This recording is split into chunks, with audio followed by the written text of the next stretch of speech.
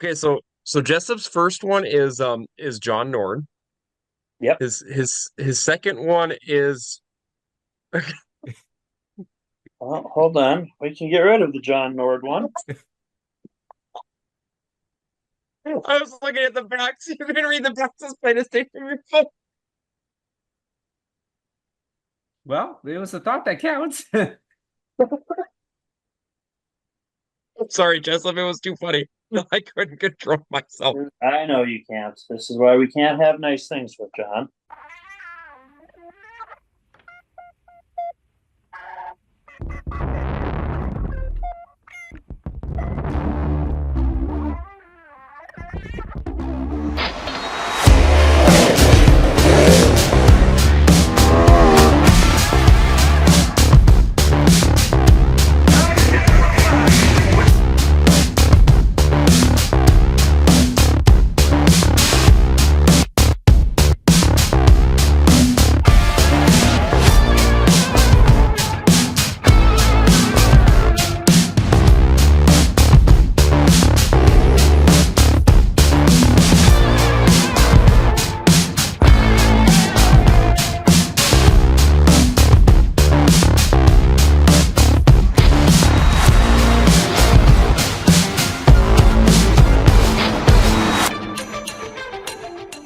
Welcome back, everyone, to the Track Packers podcast for episode 24 of season 3. We are in the William Byron episode for the Track Packers this season. Myself, Mason, along with Mr. Jessup Pelkey and Mr. John Breckle, coming off a busy Labor Day weekend for some, maybe not as busy for others, but got a lot of busy racing coming up. Jessup, how are you doing? Well, if my internet would work, I'd be doing really good. But we're in the we're in the holding stage of life right now where everything's on hold because, well, baby's being a stubborn little thing and won't come out yet. So we're on a holding pattern. Well, we've been on holding patterns, it seems like, throughout the last couple of years at the various racetracks, so it's only fitting that we have to wait a little bit longer for baby Pelkey to show up. Yep. This is true. John, how are you doing? I'm doing great. So it has been a busy week, but it's been a fun weekend with this past weekend because Mason, we were at a lot of racetracks. And it was going to be a very fun weekend this weekend at one of my favorite specials of the year. We are going to touch on that in just a little bit. I had a busy weekend of racing and traveling, attended a wedding in the midst of it all, so definitely ready to go full bore racing for the rest of the year, and it's going to be a gauntlet over the next couple weeks for sure. We have to give a shout out to our presenting sponsor, Hitch Harness, headlined by Tyler Hall out of Ferndale, Minnesota. We want to thank him for supporting us on the Track Packers last couple of seasons. Be sure to head over to hitchharness.com and check out the products they have, with the signature product being the double or single style receiver hitch harness, which fits nicely into the back of the truck for safe and efficient receiver hitch storage. Check out all the other products they have on the website. And if you have any questions, be sure to reach out to Tyler. Again, hitchharness.com. Thank you so much, Tyler, for supporting us on the podcast. So the way the lineups have been this year, it's kind of been weird. Like, we haven't really had a consistent lineup showing up week to week, but Jessup's on the pole, followed by myself and then John. This is kind of like whose line is it anyway? The points don't matter, but the lineup sort of does matter for us. But it's just something to hold the show together at this point, I guess. We're going to get started with the wave of the green flag and get right into who or what are we repping. I know, Jessup, you're multitasking right now with a fantasy draft potentially. So who are I you am repping? here for my people.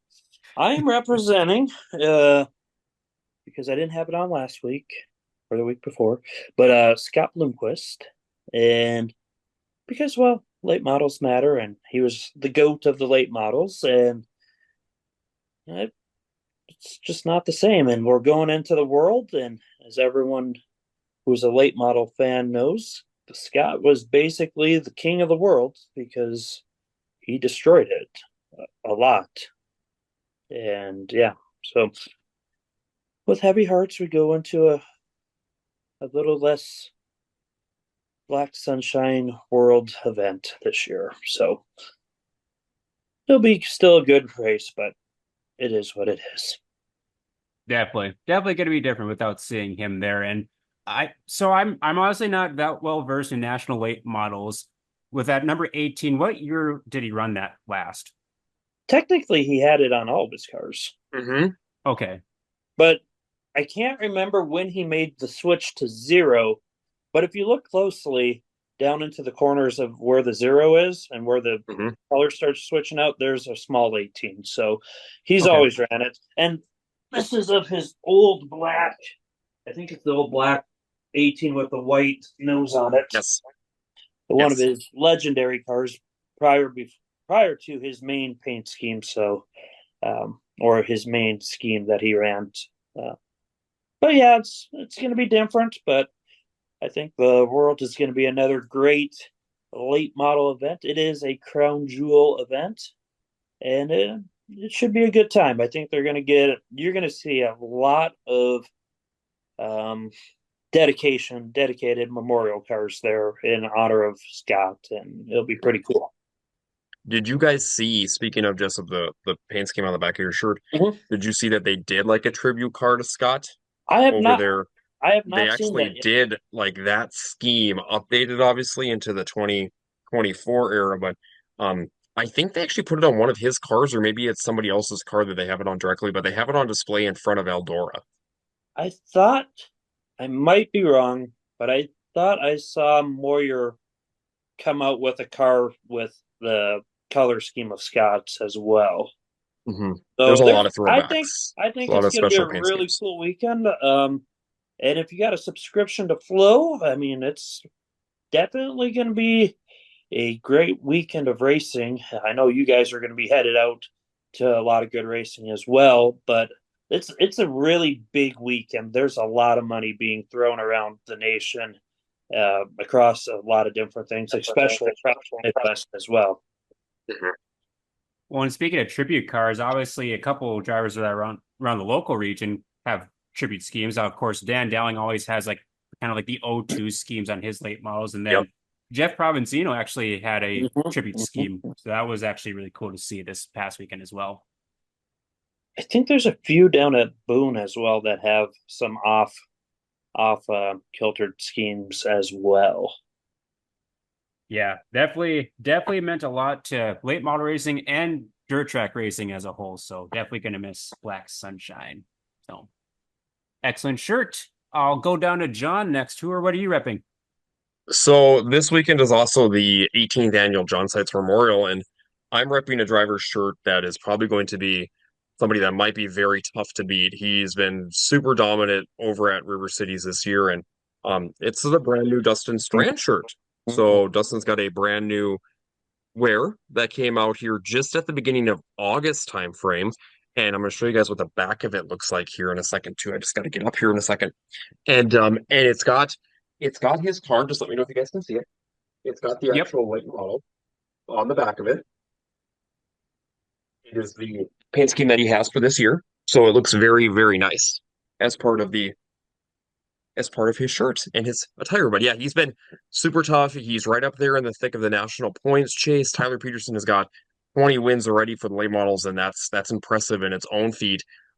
Dustin's right there. I think Mason right now currently third in national points as we speak, and picked up a track championship over at River Cities just this past weekend. So he's going to be tough this weekend because he rattled off, what was it, 6 in a row? Maybe at River Cities or somewhere in that range, or maybe it was 5 in a row. I think so, So yeah. it was quite a few in a row over at River Cities earlier this year. So he's going to be tough in both the mod this weekend and as well as the late model. So just a brief look at his My Race Pass. Besides the fifth that he got in the modified at Greenbush this weekend, he has not finished worse than third since July 25th. And there's a lot of wins in that span. Yeah, he's going to be a tough competitor. He's going to be one of the crowd favorites for sure, as well as being the local boy over there in Grand Forks. Yep, and that's on his bucket list. He hasn't won the John Sites Memorial as of yet, so I know that's one he really wants to mark off. And it's a really bright shirt. I'm sure we won't be able to see that in the stands at all. No, I would say these shirts you're going to see quite a few of them this weekend, but they're just going to kind of blend in. Very much so. Cool shirt, nonetheless. I will finish it off. And of course, we kind of have a late model theme going on with our shirts. I'm repping a Dirt Race Central Street Stock Tour hat. The koozie is Dirt Race Central itself, too. I'm curious on, because I have like a cherry ginger ale soda. I'm not sure what this is going to taste like, but we'll find out in a few minutes. But for the shirt, I'm repping the Julie Strong shirt. So unfortunately, we lost Julie Peterson. Julie, I believe, what was her maiden name? Oskowski or something like that. Uh, yes, I think that's how you pronounce it. I'm not 100% sure. So these Julie Strong shirts, there's a lot of drivers up in the Grand Forks area that are doing tribute schemes this year with cancer awareness, breast cancer awareness, and unfortunately, we lost Julie over the off season. So has Tucker Peterson the 27, Trey Hess in the 4, Josh Barker in the 99, Joey Peterson, Paul Backup, and Kelsey Peterson. And so all their cars are on the back of this shirt. It's a really cool looking shirt. So definitely wanted to been waiting all year to rep it. Of course, long sleeves, so it's been hot out, but this is a perfect weekend to rep it with John Sites Memorial and everything going on there. So it's going to be a very special weekend for a lot of folks, as it's great way to honor the legacy of John Sites. The Howie Show Memorial is going to be taking place as well. And so going to be a lot of folks in attendance and repping Julie Strong for this episode of the Track Records Podcast. So, moving on now to our Hot Sauce Hot Memory Rewind and giving a shout out to our good friend Isaac Hot Sauce Sondrol, who unfortunately had a little bit of a brief or kind of a cutoff end of the season due to a wreck at the Mod Tour, but he's been racing a couple of times since then, but kind of getting all set for the farming season and getting all set for 2025, and so we might not see him back behind the wheel for the rest of the season, but if you do see him, be sure to stop by and say hi. He's one of the nicest people at the racetrack to talk to. Been dabbling in some announcing too. So always a fun character to be around. So thank you, Isaac, for supporting us on the podcast. And I will move over to Jessup to see what he's got to stump us this week. Well, we had one. It's going to be that guy. Mason, is that all in the frame? Well, I could see the hometown and the front is of the that John Superstock. Nord from Enderland? I don't know how I'm going to do this. I will It's say perfect there's right there. Right there, it looks great. there's no shortage of color on that card. No, there's a lot there. We would go with actual guessing, but John cheated and looked. So, John, good job. So we're going to move on to our next person. How does he cheat when you just show the thing with his name on it? I didn't try. I was trying to pick something else. How about this one, Mason? It's a beer cassette. Which one? Come on, Mason. You should know this. Who's the Double Zero, Mason? Oh, there's Ross and the other one. I think he drives a stock car now. Randy? Randy Nope. beer cassette? Nope. Landsberg cassette? Nope. John, any guess? I'm waiting to see if Mason gets this. Dang it. Man, I am going to kick myself for this. Starts with an R. Ryan beer cassette. There you go. Thank you. I was going to say, Mason, eventually you got to say Ryan, because I'm pretty sure you should know this one by now. I knew it was the stock car driver, and I'm just like, gosh, what was his name? Because I just saw him race at Redwood this year. Yeah, this is why I was very disappointed in you, and I didn't say anything. All right, John. I'll give you another one. This should be easy for you since you go to the Western Wanderer. Oh, that is Fran Martin. Very good, John. First try. I have no idea when these are the date. The cards don't have the dates on it. That's Scott Butts. Yeah, well, hold on. Let me dig deep just so we can get through this. Jeez. I mean, he's making it challenging for us this week, isn't he, John? He really is. I mean, they're very difficult this week. I dislike all of you equally when it comes to this. I mean, let's be honest, Mason. They were challenging for you.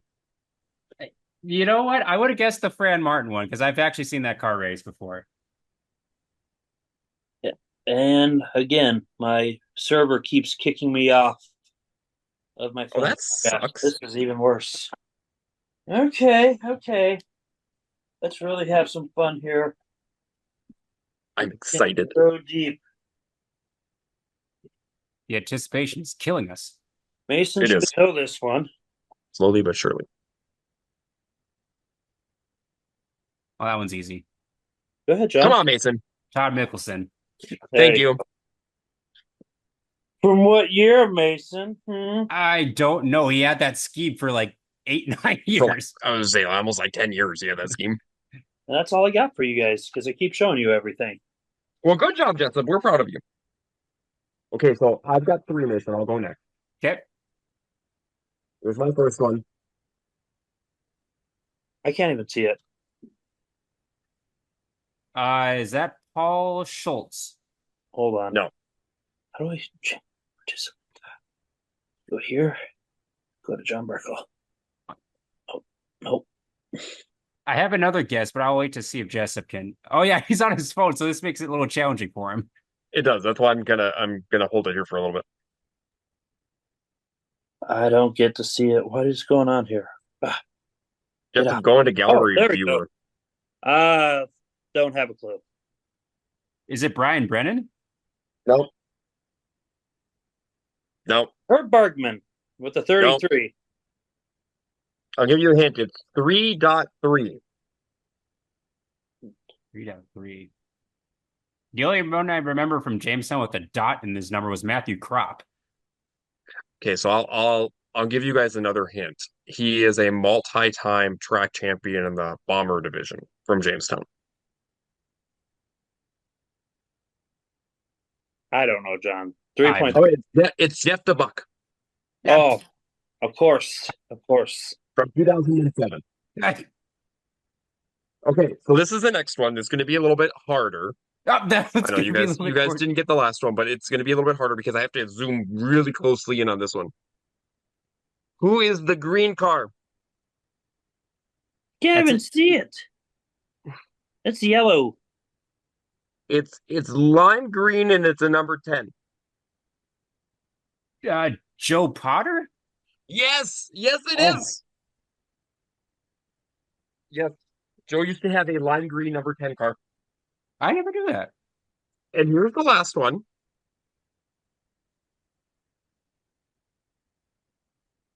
Is that a B one or just a number one? That's a B1. He's out of Fargo area. Is that Bobby Eckert? No, but you're kind of getting there. B1. Well, it's not the Brody Carlsrud because I don't believe he was walking at this point. No, he was not walking at that point. I have no idea. It's Jason Blue. Oh.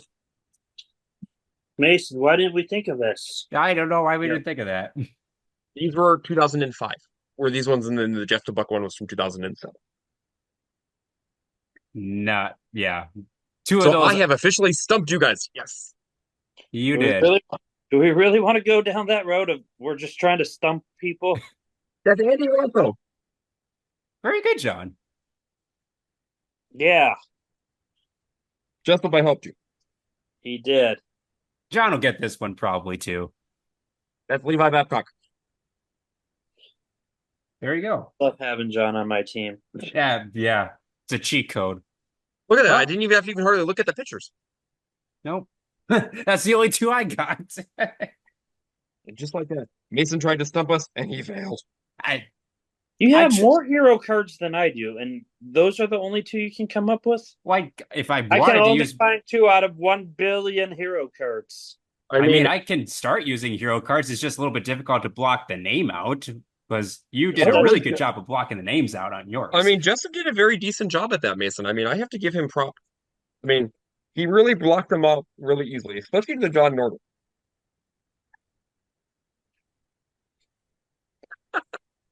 Well, that'll do it for the Hot Sauce Hot Memory Rewind.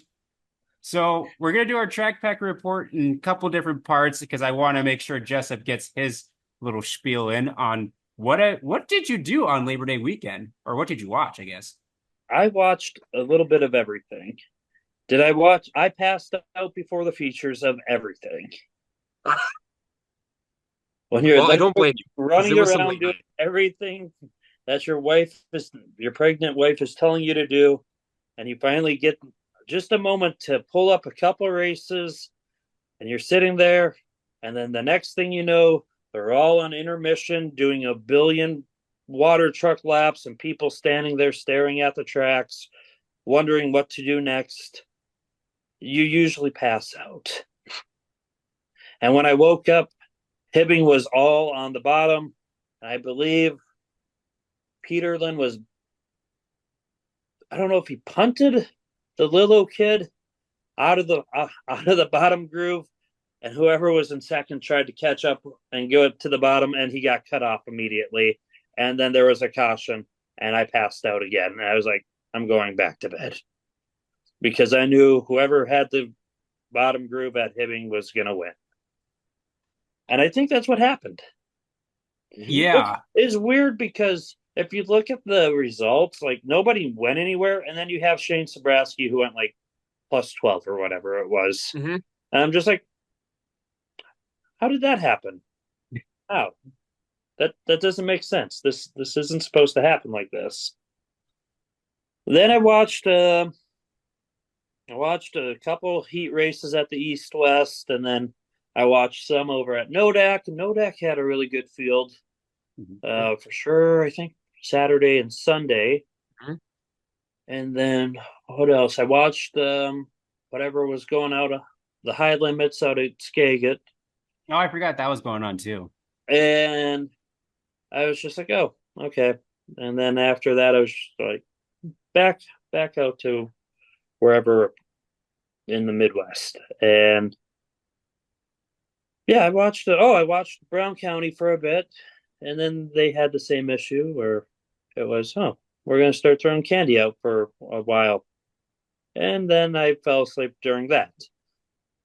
So not a whole lot of racing actually got watched, besides like what I was snoring through. What? Well, I will say, like, Jessup has a nice setup where you can watch like multiple broadcasts at once. I think it was Saturday night when I was coming back from Viking. Got back just that after was midnight. The other one. I watched Viking, and then Becca told me to go rewatch some parts to it. And congratulations to the couple that's having a boy. Yep, the Scots. And then there was some sort of proposal. I wasn't really sure what was happening there.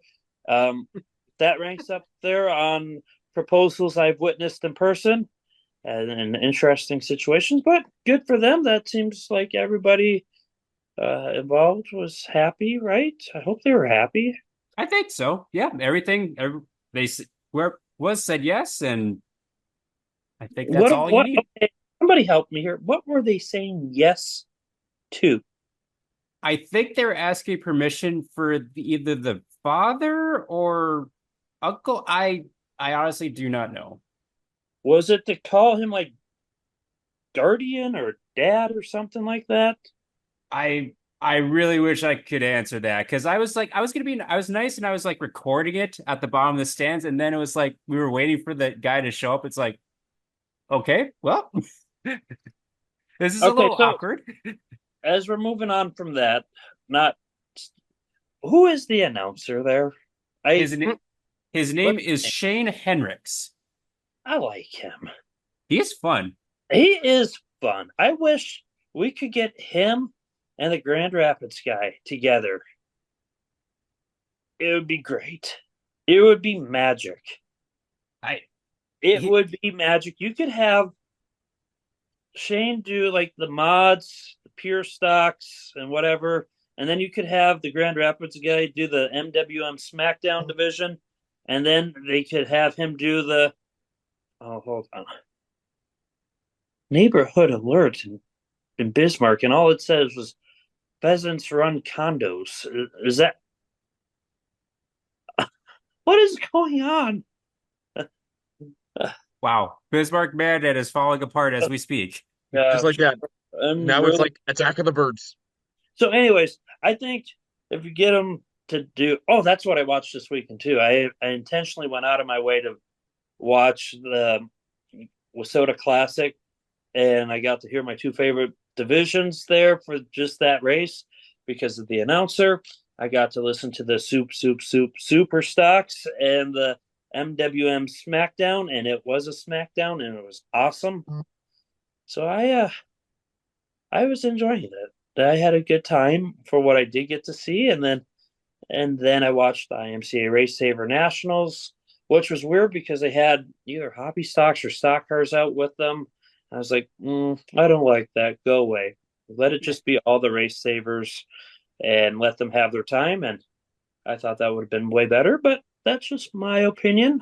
I was kind of surprised I didn't see the what was it, the wingless sprint nationals from Devil's Lake. I didn't see that anywhere. I might have just missed it, but Oh, that was on Darn TV. was it? I didn't see it. At least that's what it was said. It was going to be on Darn TV. So Maybe I missed it. There were a lot of races to choose from this week, and I probably just missed it.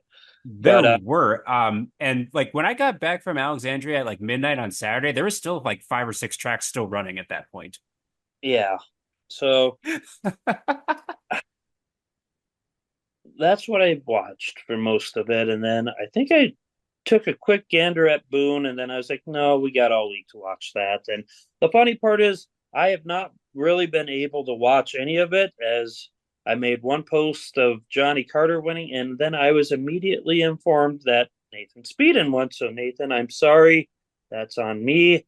I literally have not had really any time to watch anything. And our group just had mentioned that Johnny was racing, and I was like, oh, okay, well, this is literally like the 5 minutes of my day that I've been able to sit down and watch it. And then I booted, I think, Becca off of my account. And she's like, did you kick me off? And I'm like, yes, I did. Did he win? And then I'm like, there's still like 8 laps left. And then Mason's like, yeah, he won by 2 seconds. And I'm like, okay, now this is pointless to watch. Oh yeah. See, I got the live timing, so I got the ins. Yeah, so That's really good, Mason. I'm glad you got ins and outs. yeah, we've had a lot of local drivers down in Boone this week. Of course, Johnny won his heat today. I think he starts 5th in the A feature tonight. Nathan Speedon finished 6th in his A feature on Monday night, so he's in the big show. So he locked in. Yep. I know Kyler Satrin won his heat, but he had some trouble in the feature last night. So unfortunately, his week is done. But definitely a really good representation of all the drivers down there, because it's just to like kind of make those A features in itself is a feat. Yeah. So I'm just sitting there, and I will do if I don't stay up past midnight tonight, and if Becca doesn't have a kid anytime this week. I don't have time, people. I just don't have time. We're running out of time. And then the school's being real bossy. So, anyways, I will be doing an update of all the results and who's racing where and when they're racing, hopefully before 4 a.m. tomorrow. Well, if you need some help, I can try to compile some stuff from what I've seen. I'm pretty much caught up before the weekend, so I can help you with that. But that's about it. That's all I got to watch. And then there was the Southern 500. That was kind of fun to watch. And so, IndyCar had the Milwaukee Mile. I wanted to watch that because I'm a fan of like the older oval tracks like that. They usually have a lot of good history with them. And I didn't get to watch it because I was doing 15 other things. And yeah, good times. Definitely no shortage of stuff to watch this weekend. And of course, this weekend's always kind of like that as well. So good to see that you're keeping busy, and hope things are going to get a little bit busier, but hopefully the timing works out well for you, Jessup, depending on the next few days or week. It never slows down, Mason. It never slows down. Indeed, it doesn't. No, I will be no time and no sleep. You want to get going on our track packer report, John, while Jessup hangs out? Yes, I am ready. Okay, so I think it starts with actually, technically, you could either of us could start a bit, but you went up to Nodak Speedway on Friday night for the first night of Motor Magic. How was it? Yeah, it was fun. It was a great night up there. They had 80 some cars on Friday night. Weather was actually really nice on Friday. Races were good. Track was in great shape on Friday night. And they ran a little bit of an abbreviated show on Friday, so they didn't run all their regular classes for Motor Magic because usually they'll have the slingshots will be there, the sport compacts will be there as part of their divisions, but they had the hobby stocks, they had the sport mods, they had the stock cars, and they had the modifieds. So that was on Friday, and here's kind of your results. It was a really, really fun night to be at the racetrack as they got done actually pretty reasonable too. Um, we got home before midnight, even on Friday. But in the hobby stock division, we're going to start them off there. It was Diesel Rayner, who had a very strong car on Friday night and held off everybody behind him as they had a total of 22 hobby stocks on Friday night. And it was Diesel that was the winner. He had a slew of Canadians right behind him as well. That was kind of fun to see because the Canadians actually finished. I was just looking here on my race pass. Top 7 spots were all Canadians. Oh, wow. So yeah, so that was kind of a fun thing. There was a lot of the Estevan crew that came down. So that was a really nice thing to see. 22 hobby stocks on opening night. Then in your sport mod division, they had 25 cars in the sport mods. And it was a battle up front between Gabe Deshaw as well as Tim Goodwin and Darren Schatz. Those guys were kind of all going at it. You also had the 74 of Darren Medler right up there for a long time within that feature event as well. And your winner, though, was Gabe Deshaw. Gabe picked up the win over there on Friday night. So that was kind of a fun little battle to see over there on that Friday night feature event. In your stock car division, stock cars were another great battle, and it was between two of the guys that we see a lot of times battle now this year in Mandan, and it was between Sean Strand and Hunter Domagala. Sean was on the high side, Domagala was on the bottom, and Sean was able to pick up that win on the high side as he held off Hunter. Hunter got to the lead momentarily, but Sean got to the high side and drove away from him a little bit. And Kyle Schlope was right there as well in third. Kyle and Hunter were right neck to neck at the line for that second spot. Mad Mike Hagan was in fourth, and Gabe Deshaw was in the top 5. They had a total in your stock car division of 15 cars on Friday night. In your modifieds, there was 24 mods that showed up for opening night of the Motor Magic. And it was a battle up front between Travis Hagan and Sean Strand for quite some time. Hagan, the dark horse, got to the front, won his 4th consecutive win at Motor Magic as he swept all 3 wins last year during Motor Magic. And Chris Tuscher, brand new wrap on that car. He's actually down at Boone right now racing. He was second. Drew Christensen, who was also down at Boone, was third. Sean Strand finished in 4th, and Jarrett Teeland was in the top 5. I have to give a shout out to Justin Smalls Medler because he started tail end of the field and actually had a caution, was one of the cautions to kind of start that feature event, and found the bottom and drove from 24th to finish in 7th. So he had a very nice night in the 75 machine with Smalls Medler. But that was Friday for me. Good night overall in Nodak to start Motor Magic. Excellent. Yeah, nice kickoff to Motor Magic weekend. Of course, with it being not a typical night that Nodak races, I'm sure there's a lot of people and fans, drivers that probably weren't able to make it that Friday night, but of course, we'll touch on a little bit later. They made it throughout the rest of the weekend. So for Friday night, for me, I went over to the season championship at Red River Valley Speedway, just a 10 to 15 minute drive away, and that was my second time there, the first being the season opener. So that tells you how wacky my season has been as far as travel goes. But they had a nice solid field of cars there. They had all the regular classes minus the Race Saver sprints, but they had Lightning sprints in their place to finish out their season there. And so we had 14 Lightning sprints checked into the back gate, and they had a caution-free race, clean and green, with the 87 Matthew Taves leading. It wasn't without a little bit of drama towards the end because Bryce Haugeberg was slowly catching him, and it looked like Matt had it in the bag, and he got a little sideways out of turns 3 and 4, and it was a drag race to the finish. And I believe by 29 thousandths of a second, Matt Taves got the win over Bryce Haugeberg. And so big congrats out to Matt Taves in the 87. Haugeberg settled for second, and Kate Taves in the 72 was third. In your NX Legends, they had 23 cars show up. So nice solid field for the Legends, which actually didn't have too much racing for this weekend for the Legends. Kind of a little bit different than normal for the Legends this year. But it was Ryan Broseth using the bottom side of the racetrack to get to the lead early and holding off Evan Hendrickson, who started 10th, and then Sean Weiss in the 82, who started 9th, finishing in third place. So very good run for those drivers. And shout out to Clay Smith in the 79S. I believe that was his first top 5. I had a GoPro on Evan Hendrickson's car, and I was just listening to some of the little discussions after the race in tech, and he's just like, I'm not used to this. I've never been in tech area before. Like, what do I do? So very, very cool to get your first top 5. So big congrats out to Clay Smith in 79S as well.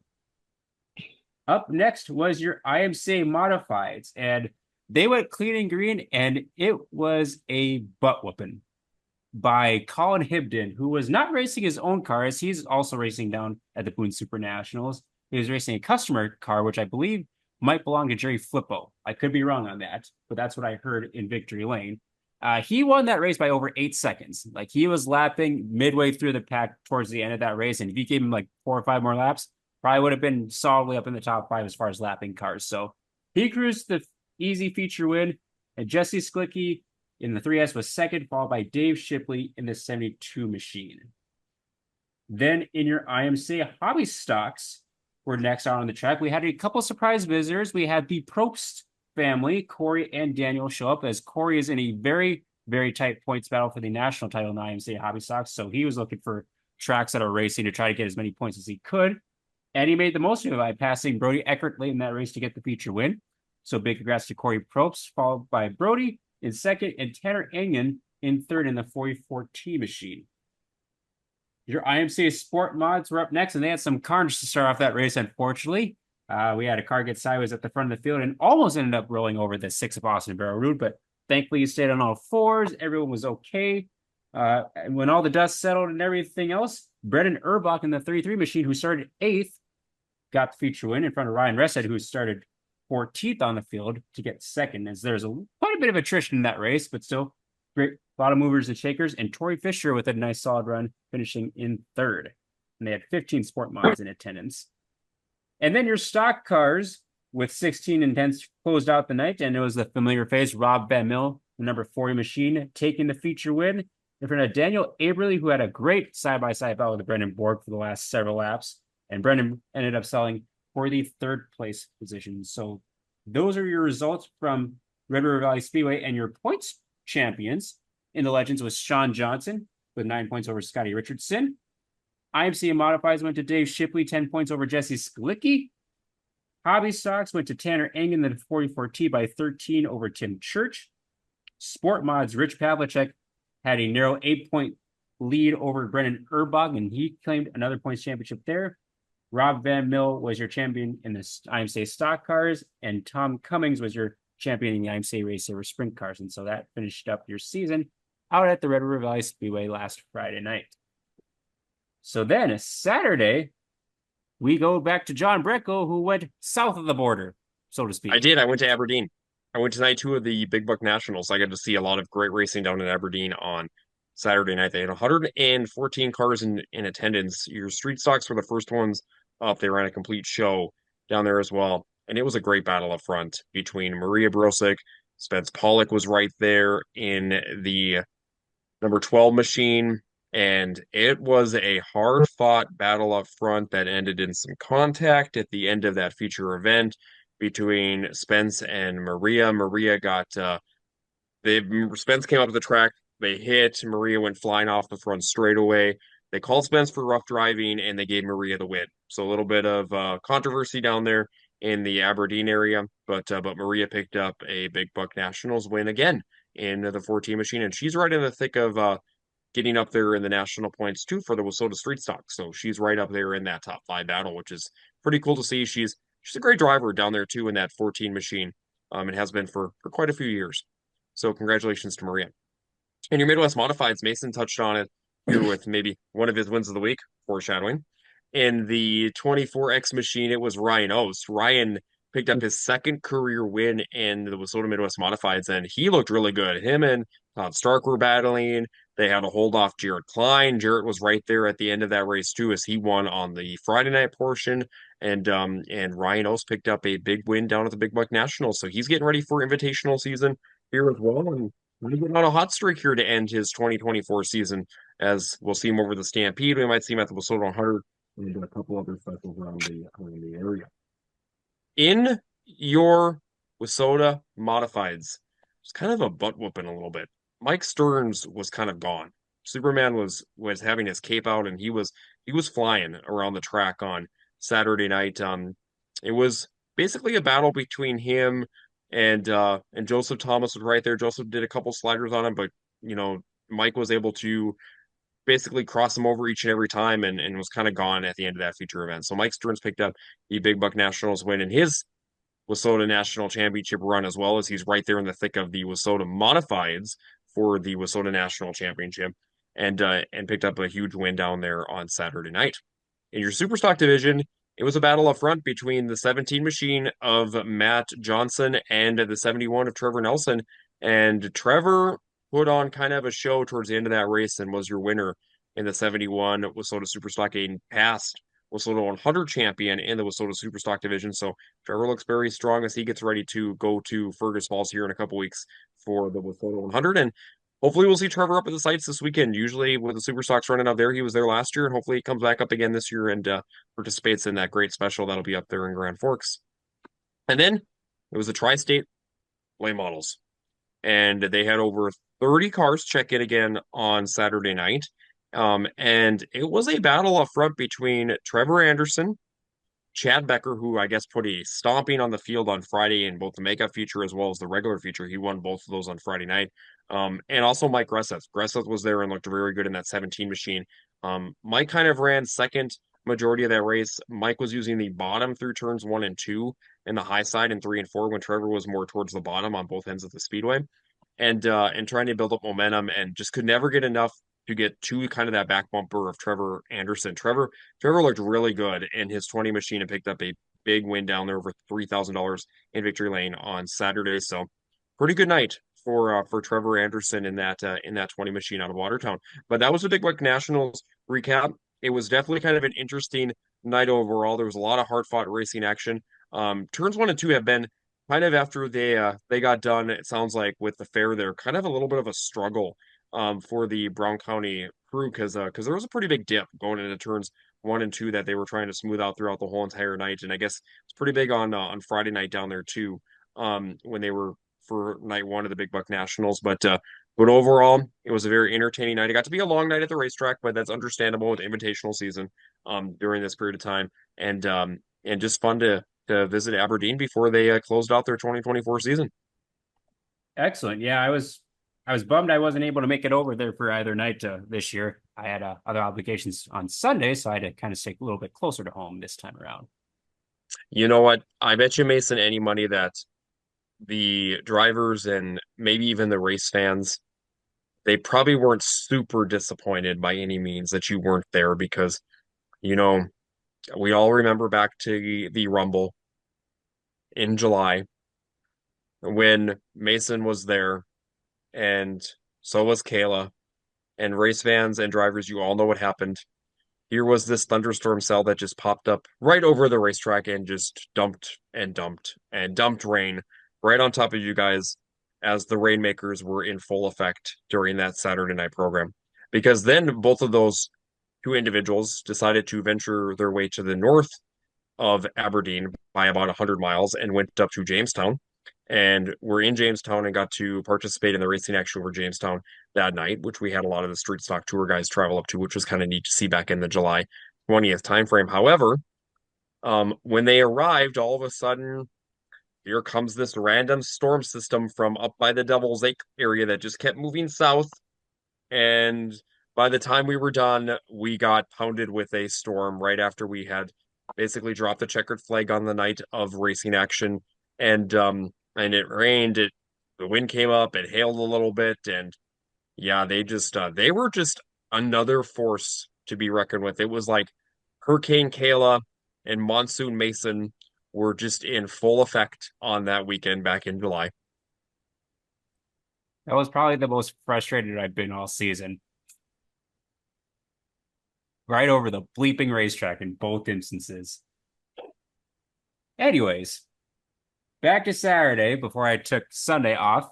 I was at the Viking Speedway the first night of their doubleheader, and that's always a fun weekend. They had a really good crowd there. The stands were pretty dang full, so that was really great to see. And pretty solid car count. Had 99 total cars in the 5 classes. They just ran the regular classes and kind of had a little extra pay for each one of them. And so Midwest Modifieds kicked things off. They had a few cautions intermixed into that race, and the guy that was really taking advantage of those cautions was Justin Fremming, who's driving in Sean Olson's 32 machine. They've been good friends for several years, and he just one by one from his ninth starting position got up to the front, and he had a late race restart. He had to hold off Haley Dykoff and Taylor Bitson, and Justin Fremming picked up a very popular win. There's a lot of fans in the stands cheering for him, so congratulations to Justin Fremming, the 32. Haley Dykoff with another solid run in second, and Taylor Bitson was your third place finisher.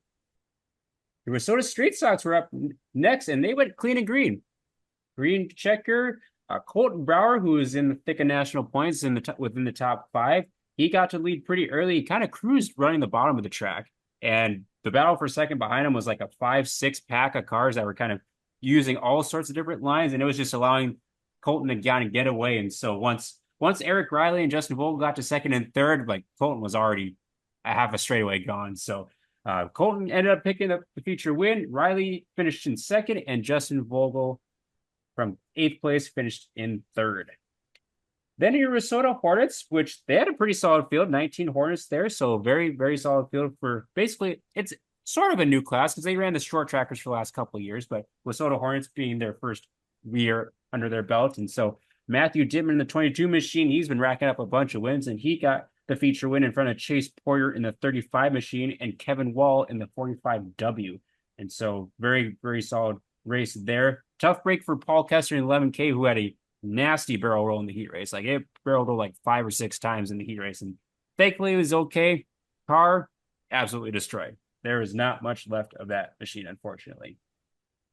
Minnesota Superstocks also went clean and green for their feature event, and it was the one of Carter Rentz, who had just put a brand new motor in this past week, and he made sure he used every bit of it because he powered to the lead and held on to take the feature win in front of Matt Miller in the 13M and Ryan Castriba the 17 machine. So nice to have another nice clean and green racing. And they were racing all over the track once again in their Superstocks.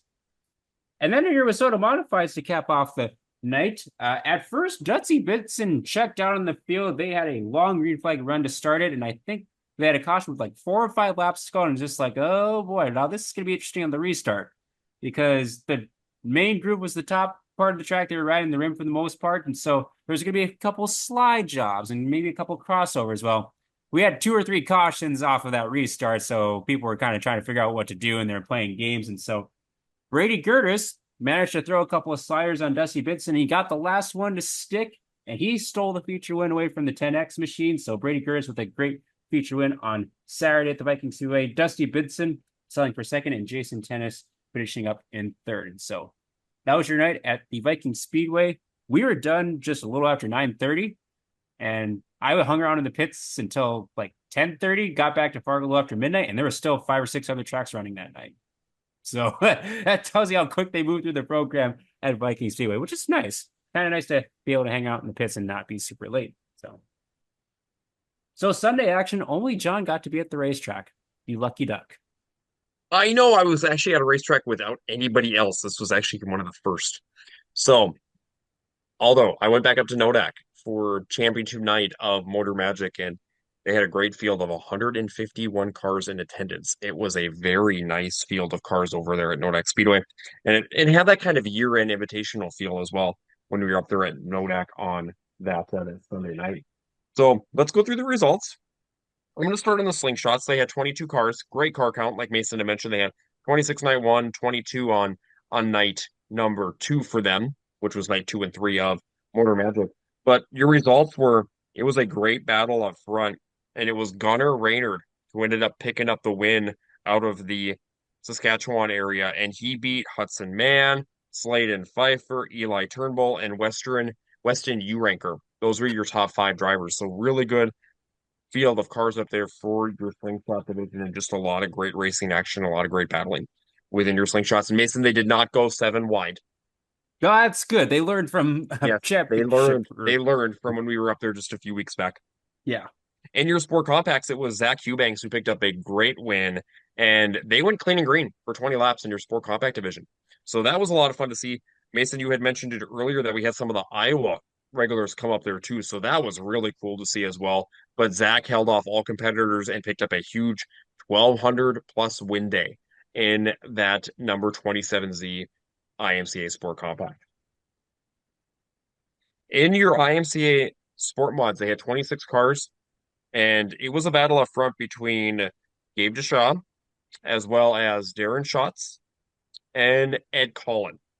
It's kind of a little bit interesting. We had kind of clean and green right away, and then we had a multiple magnitude of cautions. I mean, it was just caution after caution after caution after caution. And during one of those cautions, your leader, Darren Schatz, just exited the speedway. So Darren was leading and just all of a sudden was gone from the track. So tough break for Darren in that 29 machine. As he looked really good on Sunday night. Then handed the lead over to Gabe Deshaw, and Gabe and Ed Cullen were going at it.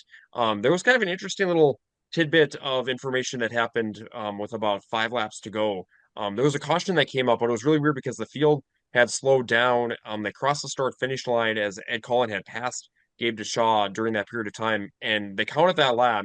So Ed got the lead, and Gabe was second. Gabe was not very happy at all with that ensuing restart. So Ed and Gabe were really battling hard on the restart with about 4 laps to go when they made contact with just a few laps to go, and that opened the door for Keenan Glauser, and Keenan was gone. He is 17 years old and picked up his first sport mod win over in Minot. That was his first one at Nodak Speedway. I should say that he's won, and he looked good. And honestly, he was involved in a wreck earlier on in that 22 machine and had to work his way back up to the front. So he got to the high side and he just kept going. So congratulations to him. Gabe still was your champion for the weekend in your sport mod division. Then we move on to your IMCA hobby stocks, and what a great battle up front.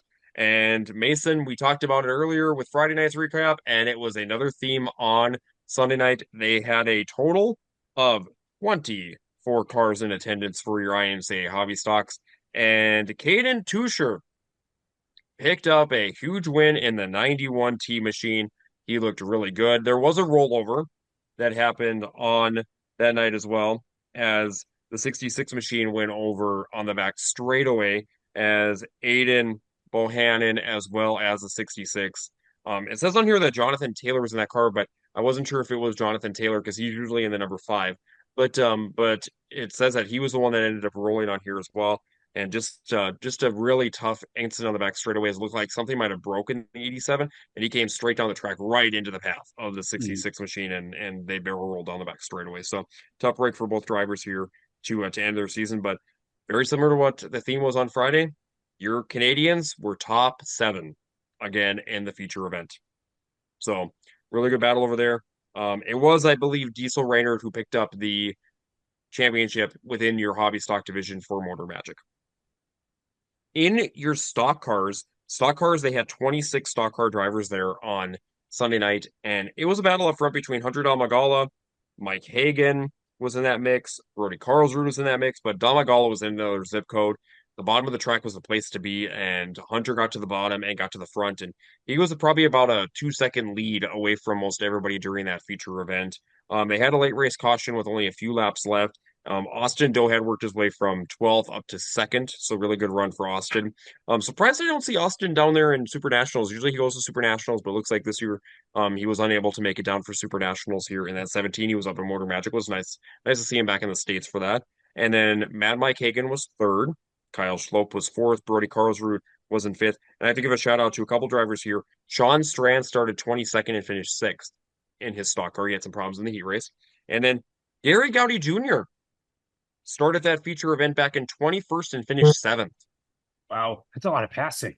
So, and he passed cars, quite a few cars, on that one too. So really good run over there, for Gary Gowdy Jr. as well in the 12 machine.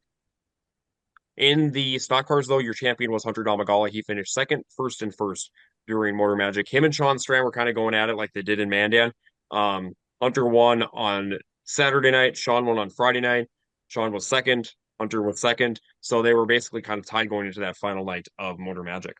In your modified division had a total of 34 cars.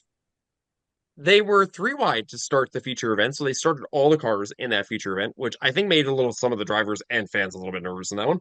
However, they were pretty clean to start off that race. Overall, they did have several cautions, not really anything from a major pileup perspective, more just kind of for single car spins, some debris, some really close racing because they were running the lip on the track, but they were also right through the bottom and through the middle. And it was the dark horse Travis Hagen who was looking to pick up his sixth consecutive win in Motor Magic in that 14 machine. Looking to basically kind of stop the Mandan boys is how I'm gonna put it, because you had Quentin Kinsley, Mark Dahl, and Sean Strand kind of right up there in the top five the whole time. You also had Marcus Tomlinson making his way to the front from 17th. He started 17th, and Marcus ran top five most of that feature event. And it was just a hard fought battle between a lot of drivers within that race.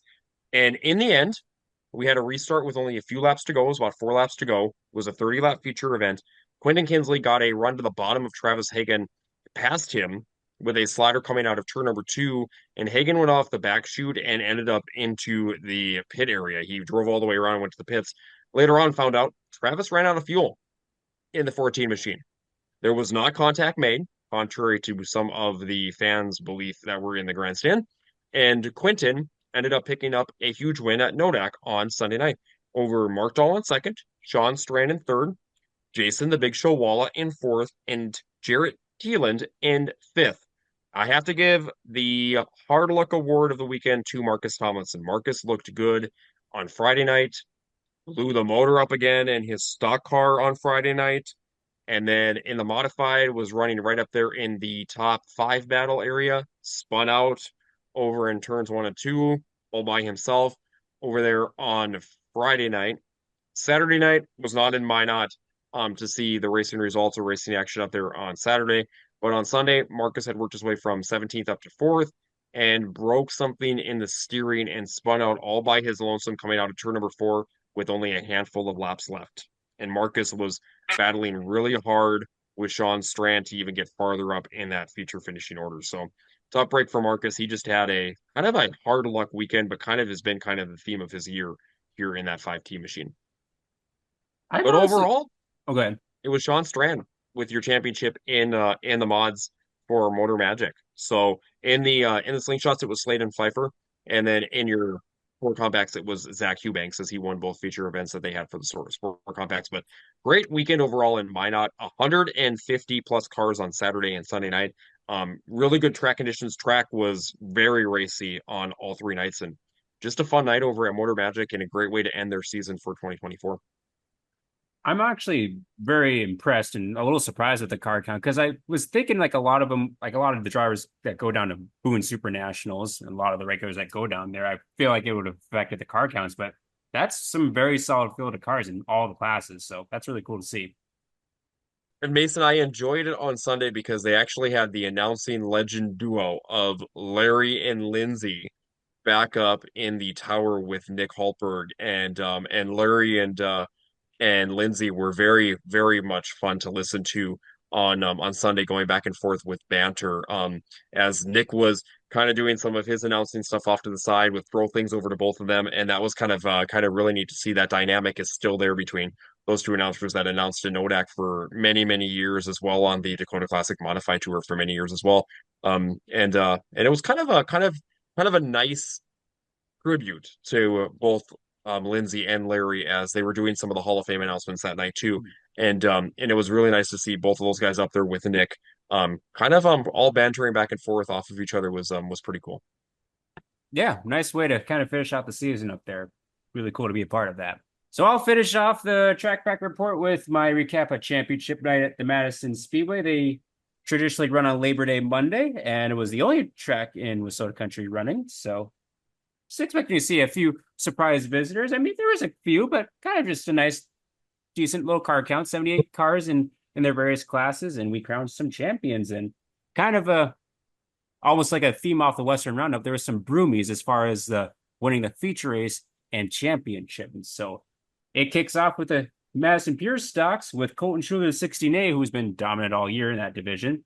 He got the feature win, and he also got the track championship as well. So big congrats out to Colton Schuler. He finished in front of Colston Schultz in the 511 and Landon Albertson in the 7A. They had a bunch of cautions in that race, just a lot of spins and kind of just didn't get the race going a whole lot. So, but that was the Pure Stocks. Street Stocks went clean and green. They had a very, very fun battle. Josh Long checked out on the field right away.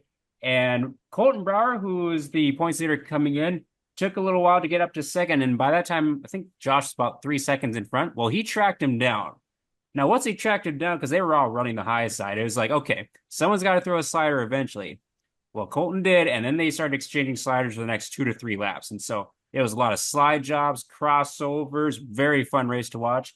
Josh Long, when he threw his last slider, got a little too much in the slick and got sideways, and that allowed Colton to kind of get away. And so Colton got the feature win and the track championship in Wissota Street Stocks. Josh settled for second, and Alex Grinauger in the 44X was third.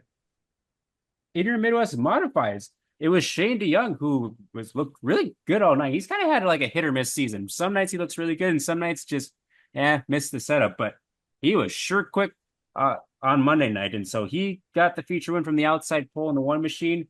Tim Canton in the 16T was second, and Jake Molitor in the 9M was third. And your track champion there was the 34J of Derek Reek, who's having a pretty solid season. I believe he's close to the top 5, if not in the top 5 in national points. So it'll be interesting to see how he finishes out his season.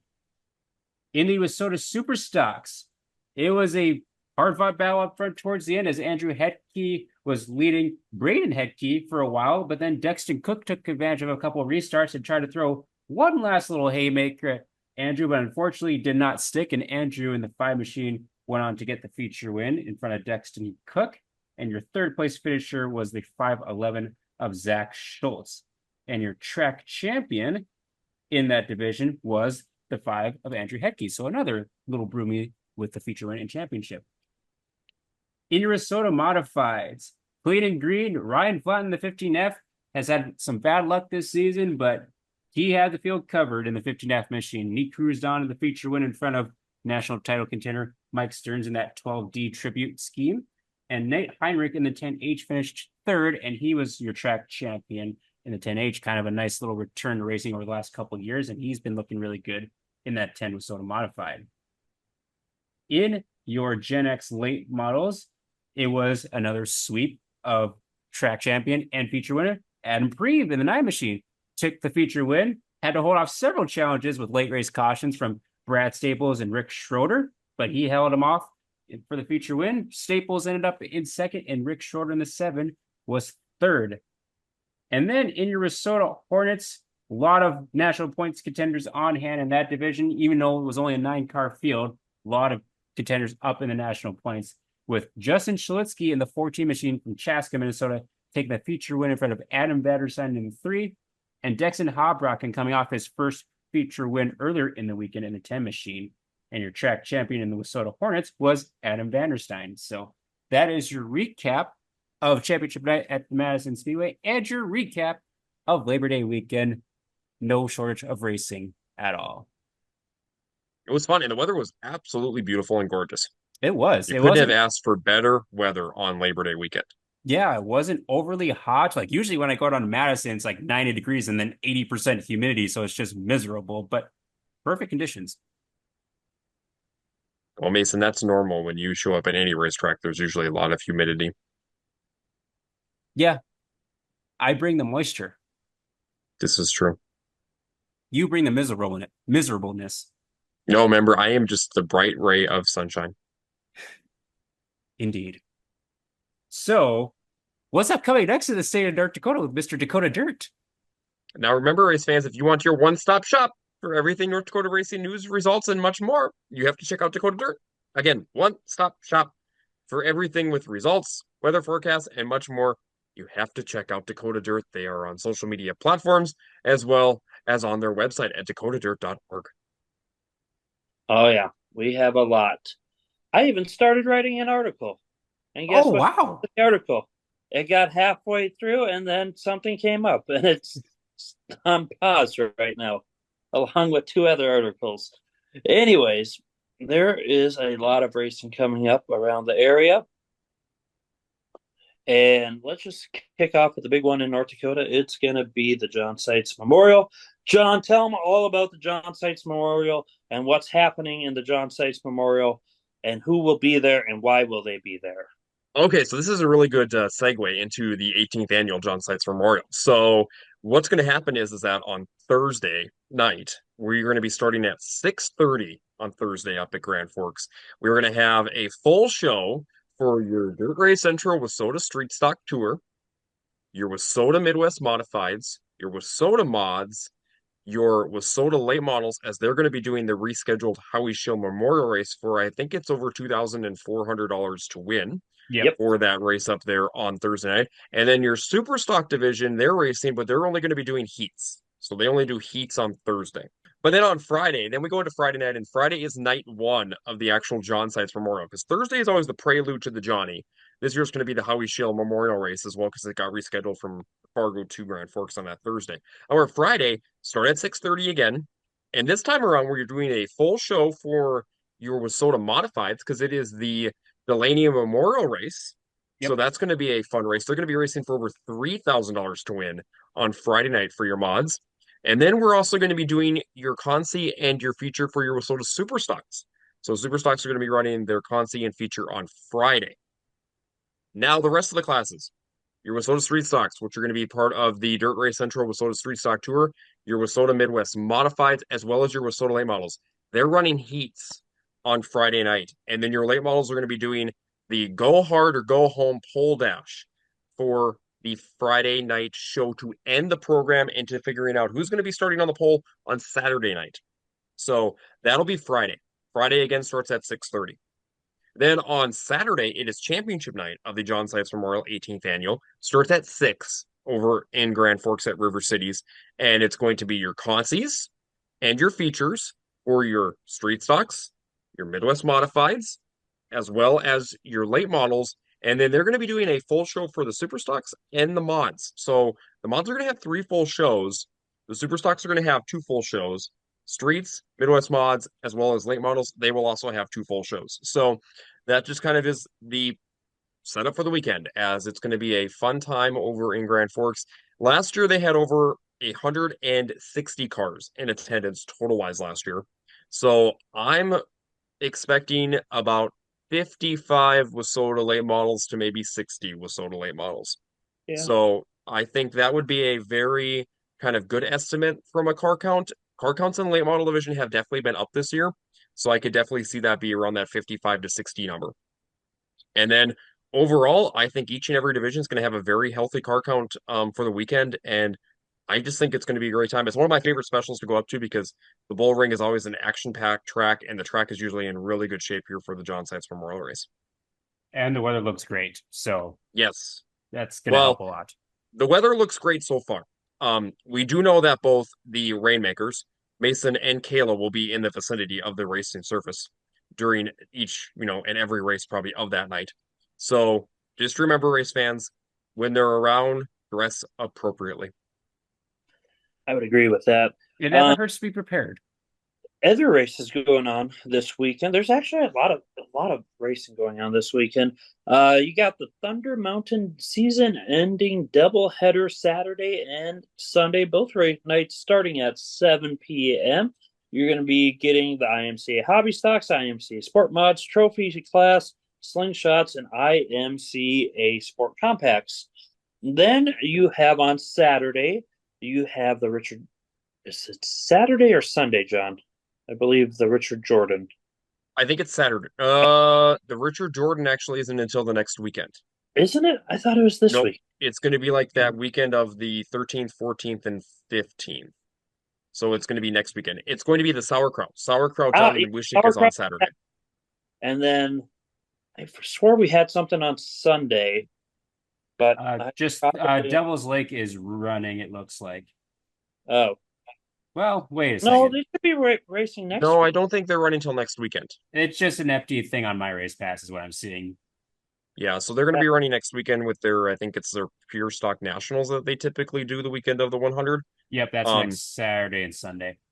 But yeah, the show over at Wishick though for the sauerkraut got rescheduled Yep. back to their normal weekend, which I think is great. They were only able to do it one night, unfortunately. However, what they did was they took the payouts for both nights and they combined it into one. So it is a really nice payout across the board for all those classes over there in Wishick. So you're gonna have your Minnesota Midwest Modifieds, your Minnesota Street Stocks, your Hobby Stock and Bomber Division. They're gonna have slingshots there as well.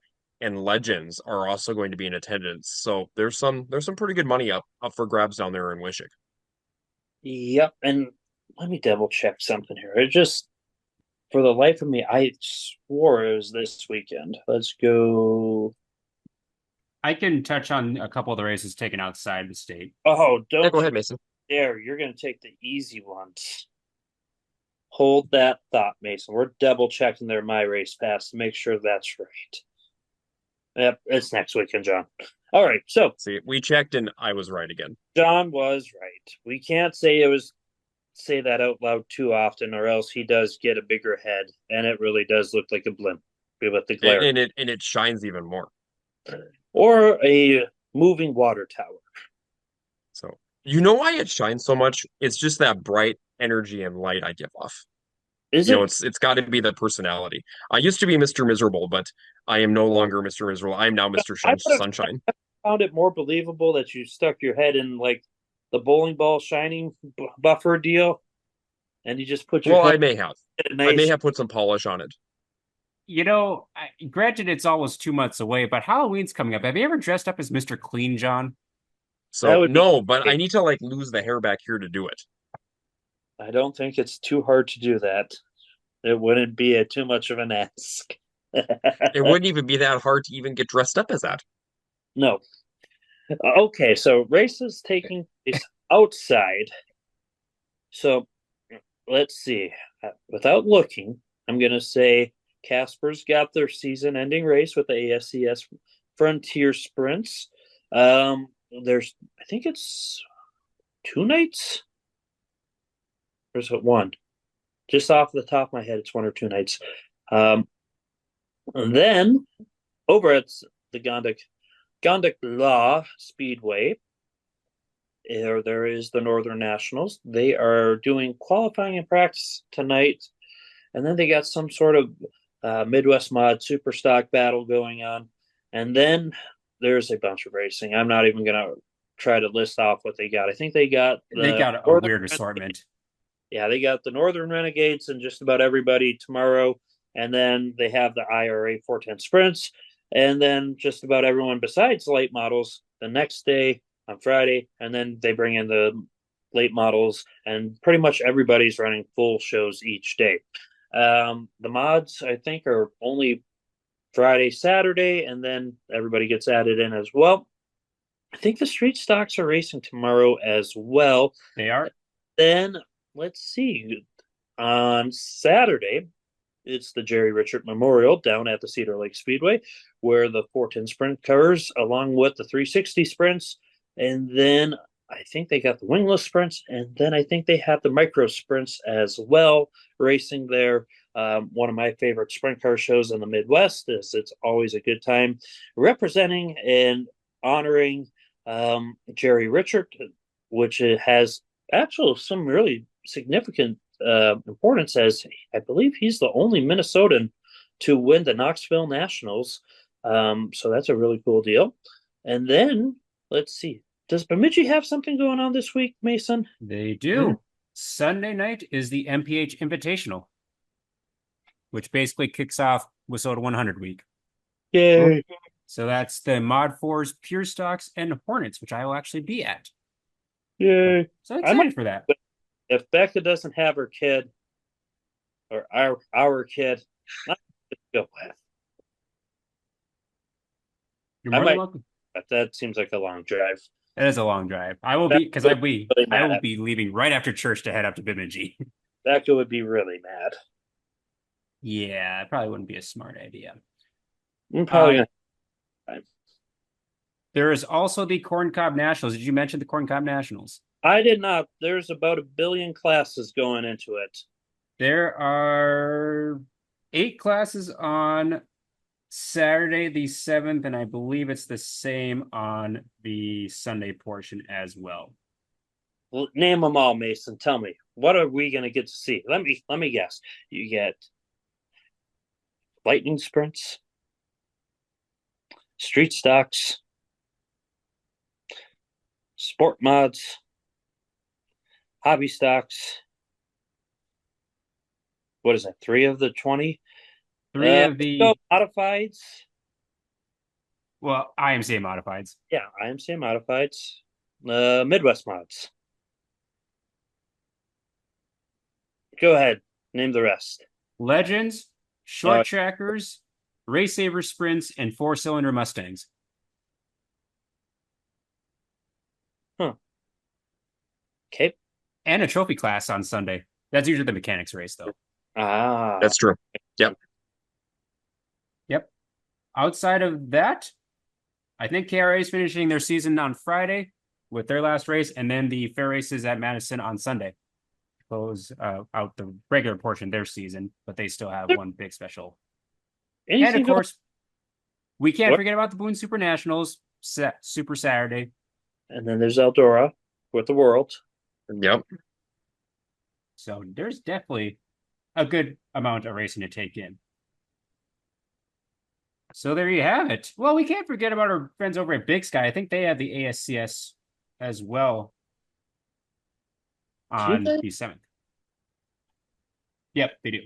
Big Sky. Gallatin Speedway and Big Sky are racing this weekend. Good times. I should know this, but like I said, I have not had really any time just to look and see what's going on. Big Sky Speedway. Ooh, ASC. You're right. Ellie. As you can tell, folks, this is the way our weeks have all been because we're gearing up for a lot of big things going on. And so pretty much what you see is what you get for us putting things together for this week. And so that's what's upcoming next for racing. So we'll display the white flag and give a shout out to a few drivers or folks with our wins of the week and give a shout out to the B1 IMCA stock car, Brody Carlsrud, who had a pretty good weekend. He finished off the season at River Valley Speedway in top 5 in points, and he went up to the Nodak Speedway for a couple of nights for Motor Magic, and that's his favorite racetrack, and so he was really excited to get up there for a couple of nights and did pretty well for the feature racing. So head over to B1 Brody Carlsrud Racing to see where he's going to end up for the rest of the year travel-wise, and check out his podcast, The Real Deal with B1. And so thank you, Brody, for supporting us on the podcast as well. Wins of the week. Who's got some wins of the week cooked up? Well, I'm going to take the easy ones that I actually know of. Go ahead, Jessup. Okay, you go first then. We're going to go with people who did really good up in Nodak. We're going to say, I'm going to start with Hunter Damagala, picking overall champion. And then I'm going to go with Sean Strand, weekend overall champion. And let's see, I need a third one. Let's see. Oh, the Man Boys had a good weekend over my Nathan Speeden for his performance down at Boone. Good picks. Those are my picks. Excellent. And I want to say something here because I know some people, there's a lot of grumbling behind the scenes about this. I don't want to hear people say that the Mandan drivers don't travel because they went out west. They put a beat down over in Dickinson, and then they went up north and put a smackdown up in Minot. And I want to give a shout out to Quentin Kinsley for a clean win, even though he might have gotten booed out of the Minot area. He had a clean win. To all you fans out there who need to understand, it was a clean win. I will attest to this. I was in Minot and saw that pass. There was not any contact made. But those are my wins. And I'll even give the fourth one to Quentin. So don't let it be known. It may not be the best thing for everyone to have the Minot or the Mandan Bismarck drivers travel. They definitely showed up this weekend. I will say that. John, you have wins cooked up. I started to finally figure out a couple wins for myself. I do. I have wins cooked up. So I have to give my first win over to Mike Stearns. Stearns has had a very nice Labor Day weekend with how he raced over at the Big Buck Nationals over in Aberdeen. He had a nice weekend over at Casino as well. And then he also had a nice weekend over at Madison. So he was second at Madison on Monday. He was first at Casino on Sunday. He won night two of the Big Buck Nationals. And night one, he was 10th. But I think he had a tire go down, if I'm not mistaken, on night number one. I think he hit Yeah. the tire on the infield going for the lead, and I think it cut a tire or broke something in the left front tire. So, but no, Mike's right in the thick of the battle for the national championship in the Minnesota Midwest and the Minnesota Modifieds. They are super close right now between him and Cole. So it's going to be a kind of a showdown here for the last couple of races in Minnesota to see who's going to pick up that Minnesota Modified National Championship. So Indeed. congratulations over there to Mike. Mike had a very nice weekend. I have to give my second win of the week over to Trevor Anderson, who won night two of the Big Buck Nationals.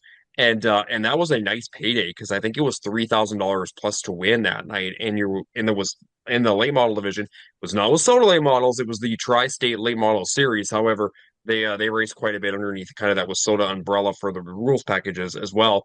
So Trevor though picked up a big win over there in the Aberdeen area. So congratulations to Trevor Anderson. And my final win of the week, I am going to give it over to a driver that almost picked up the championship over the Southwest Speedway, and that was Austin Wiest. Austin has now back-to-back wins. He won on Friday over at the Southwest Speedway.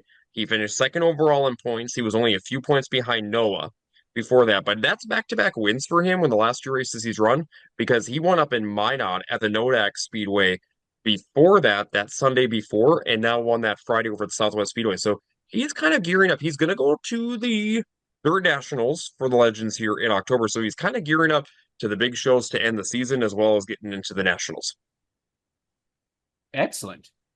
Excellent set of wins. I am surprised you didn't take any of mine on my list, considering I'm still scrambling to finish out my list. But I will give my first win of the week to Ryan Ost in the 24X Minnesota Midwest Modified, as he got career feature win in the Midwest Modified number 2 down at the Big Buck Nationals on the Saturday portion. So he got to shoot off the rifle in victory lane. So nice payday. I think that was over $1,000, right? It was. Yep. It was over $1,000 to win the Midwest Modifieds, and Ryan looked really good on Saturday night. I mean, he was kind of gone from the field. It was nice to see that he had a really good battle up front with Stark, and then he just kind of drove away. Yeah, so he's got his car all cooked up for the year-end specials. Obviously, he'll likely be at the Stampede. I wonder if he'll make an appearance somewhere else. Be interesting to see if he brings that car out anywhere. Yeah, I wonder if he's going to come to the 100. He's been running Fergus a little bit this year here or there, so I could maybe see him come over to 100 as well. Be cool to see him over there. That'd be for dang sure. No, you mentioned Mike Stearns as your win of the week. I'm actually giving my second win of the week to his counterpart in the Minnesota Modified title run, and that's Cole Chernosky, who is actually a rookie in the Minnesota Modified division this year. And he has the national point lead right now by 2 points. And that's not factoring this last weekend, which he had a really good weekend. As he's been traveling all over the place. He had a win last week up at Thunder City, Emo Speedway, and also Greenbush. So he had 3 wins on the weekend and a second at his other event. And so he and Mike Stearns are going to go down to the wire for that national point title in the Minnesota Modified. So it's really cool to see kind of new blood versus some veteran blood for that modified national title. So shout out to Cole Chernosky in 33C from Canada. And then I'm going to give my third win of the week to the Slingshots at Nodak Speedway, as they had a fantastic car count for both of their nights. They had 26 on Saturday and 22 on Sunday. That's a lot. Yes, over 25 cars on Saturday alone. I mean, that class is growing and becoming, in the words of some people, quite large these days. So that is definitely good to see because there's a lot of youngsters out there that are getting into racing through the Slingshots, and that's going to be a lot of fun to see that class grow here over the years. And who knows, Mason, maybe we'll have even 20 of them over at the Stampede and Oktoberfest because they're going to be invited to both of those big year-end specials across the board within the Jamestown Speedway and Dakota Speedway, as well as down in Wishick. So they're also in Wishick here this weekend. Yeah, that's awesome to see because it's the future of our sport, and so definitely need the youth to come up in our various divisions, and they kind of filter into some of the other classes, and like some of them are in like late models and modifieds now. So never know where you'll end up once you start out in something like a slingshot. And so those are my three wins of the week. And so I have to give one more, Mason. go ahead. So this weekend was the big IMCA Sport Compact Open Rules Invitational race that was up at the Motor Magic at Nodak. And Zach Eubanks won both nights, and both nights paid $1,200 to win. So he had a very nice payday this weekend for the IMCA Sport Compacts, as those drivers usually don't race for very much to win. So that's a huge payday Mhm. to that young driver who's picked up a track championship over at the Dakota Speedway just this past season. Yeah, I was actually interested to see some of the travelers that came up. I think they had, I think it was Katie DeVries I saw from Iowa that came up. Yes, that is correct. Yep. That Tyler Thompson from Sioux City, Iowa. So I mean, Yep. if they continue that, I'm sure that'll get a few more people. Of course, with it being so close to the Super Nationals, that might hinder some of the travelers too. So, Yeah. but I think both those drivers were able to go down still within the next day or so to get down to Super Nationals and compete. So Yeah, that because the was Sport another great Compacts race. run on Tuesday. So they had at least a day in between to travel down. Yep. So that was really good to see. Yeah, great car count all weekend up in Nodak, actually at all the various racetracks around the region. Any other closing thoughts before we wrap up our episode? Not really. I'm excited for the weekend. I'm gonna think it's gonna be a lot of fun. Weather looks nice. So looks like it's gonna be more maybe kind of sweatshirt and beanie weather as the night temperatures get a little bit colder, but that's normal here for fall invitationals. You know what that means? Just more exciting racing action. We, Hmm. we still have beanies. We This do. is true. Buy them. If you want them, I was actually wearing mine in Aberdeen on Saturday, supporting the Track Packers podcast. Just hit up Mason. Mhm. Well, the next time you see us, we may have an additional member to the Track Packer family, but we'll just have to wait and see. Until then, that'll do it for episode 24 of season 3 for the Track Packers. Be sure, as always, to like, share, and comment. And thank you to our sponsors, as always, Hitch Harness, The Real Deal with B1 Brody Carlsrud, and Isaac Hot Sauce Sondrol. Racing season is starting to wind down, so be sure to take every opportunity to go out there and pack the track.